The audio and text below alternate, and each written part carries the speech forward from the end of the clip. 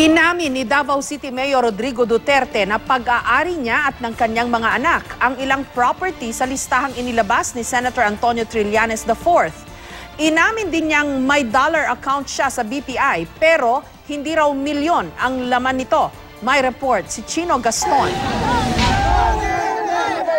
Ngayong araw sa Agusan del Sur, nagkomento si Mayor Rodrigo Duterte sa listahan ni Senator Antonio Trillanes IV ng halos 40 properties na pag-aari umano niya.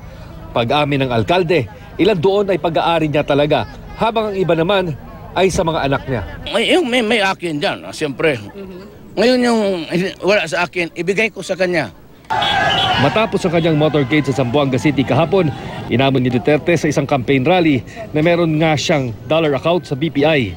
Sa Miyerkules, pupunta raw si Duterte sa bangko para ipakita ang laman nito. Pupunta ako, buksan ko yan, it's $5,000. Yan yung kukunin ko kung pupunta ako sa trip sa abroad. Ang naiwan, $5,000. Billion. May dollar account na kasama sa listahan ng umano'y secret bank account ni Duterte na ibinunyag ni Senator Antonio Trillanes IV. Ayon sa senador, nagkaroon daw ang mga ito ng transaksyon na umaabot sa 2.4 billion pesos sa loob ng 9 na taon.